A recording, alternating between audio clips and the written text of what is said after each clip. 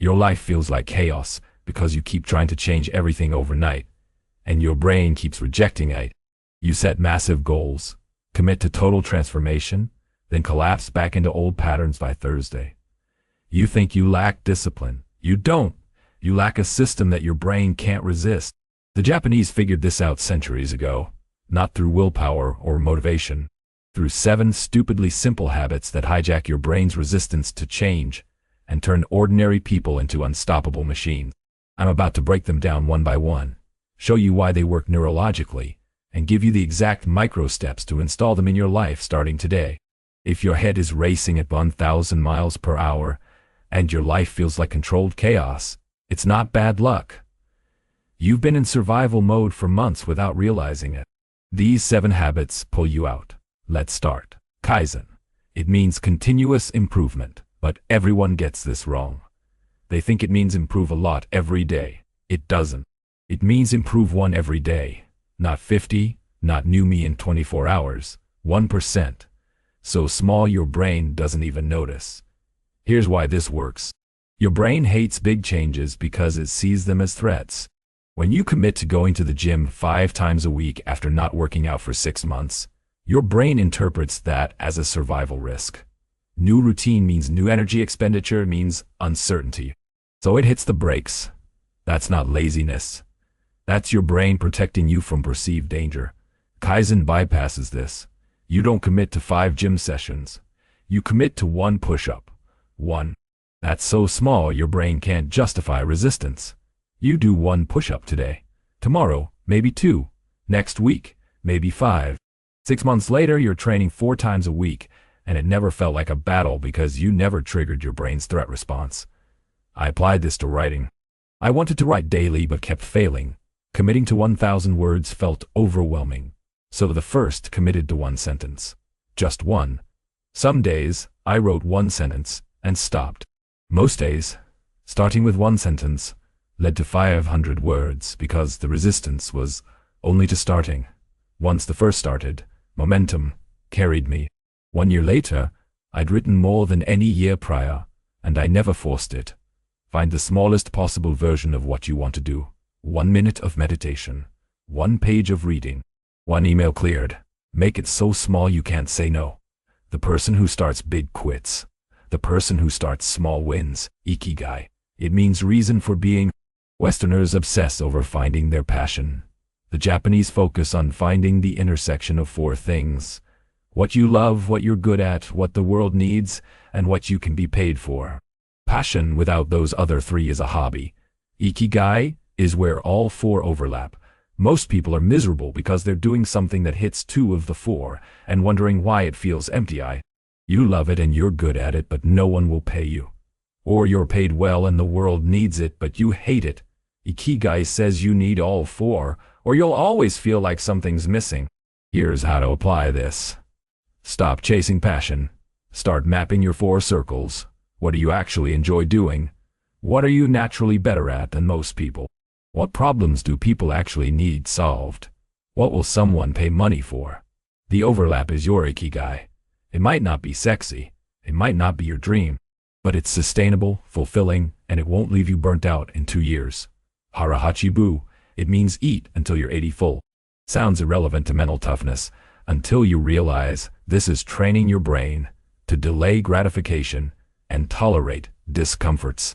Every time you stop eating before you're stuffed, you're telling your brain, we can handle not having everything we want immediately. This applies to everything. Stop scrolling before you're bored of it.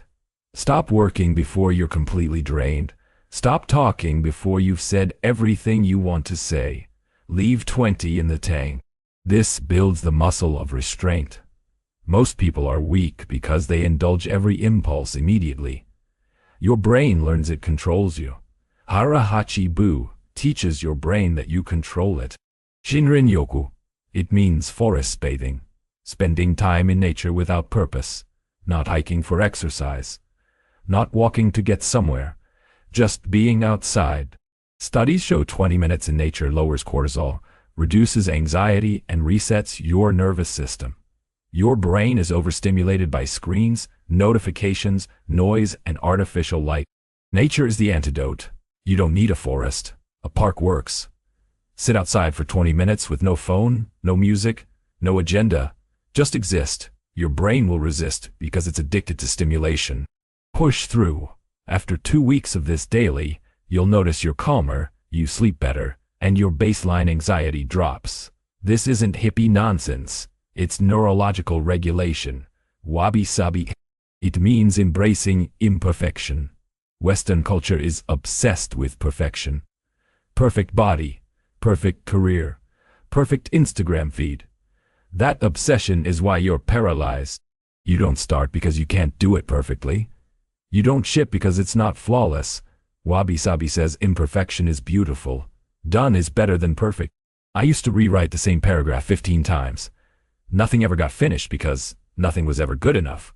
Wabi-sabi freed me. I started shipping imperfect work. Some of it was bad. Most of it was fine. All of it was done. Finished and imperfect beats perfect and imaginary every single time. Let go of perfect. Ship the thing. Publish the post. Send the email. Have the conversation. It doesn't have to be flawless. It has to be real. Perfection is a cage. Wabi-sabi is freedom. Gaman. It means enduring the unbearable with patience and dignity. This is mental toughness distilled. Life will hurt you.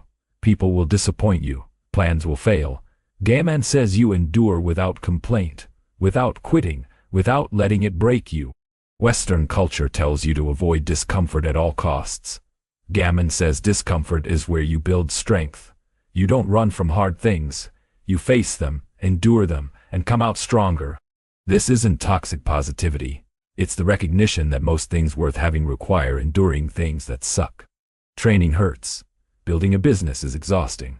Learning a skill is frustrating. Gaman says yes, and you do it anyway. Not because you're superhuman. Because enduring difficulty is how humans grow. The person who quits when it gets hard stays weak. The person who endures becomes unstoppable.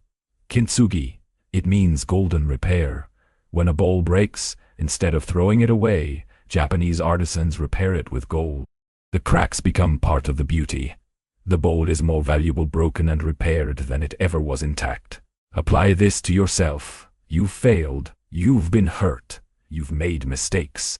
Western culture says hide that, pretend it didn't happen. Start over. Kintsugi says no. Own the cracks. Repair yourself. The fact that you broke and rebuilt makes you stronger, not weaker. Your scars are proof you survived. Stop hiding your failures. Stop pretending you've always had it together. The struggles you endured are what make you credible. The times you broke and got back up are what make you resilient. You're not damaged. You're kintsugi. Here's how to install these 7 habits. Pick one, not all 7. 1. Apply it for 30 days. Let it become automatic. Then add the next one. Most people try to adopt all 7 at once, fail, and quit. That's the opposite of Kaizen. Start with Kaizen itself. Pick one thing you want to improve. Shrink the commitment to 1. Do that daily for 30 days. Month 2, add Harahachi-bu. Practice stopping at 80. Month 3, add Shinrin-yoku. 20 minutes outside daily. Build slowly. In 7 months, you'll have all 7 habits installed, and your life will be unrecognizable. These aren't motivational tricks. They're systems that work whether you feel motivated or not. The Japanese don't rely on inspiration. They rely on principles that function regardless of emotion. That's why they build things that last. That's why their craftsmen reach levels of mastery Westerners can't touch. It's not talent, it's systems. You can keep chasing motivation and quitting every time it fades. Or you can install these 7 habits and become someone who executes whether they feel like it or not. One path keeps you ordinary. The other makes you unstoppable. Your choice. Now pick one habit. Commit to 30 days. Come back and tell me which one you chose. Subscribe for more frameworks that actually work instead of just hyping you up. Drop a comment with the one habit you're starting today. Let's see who actually does this instead of just watching Neil.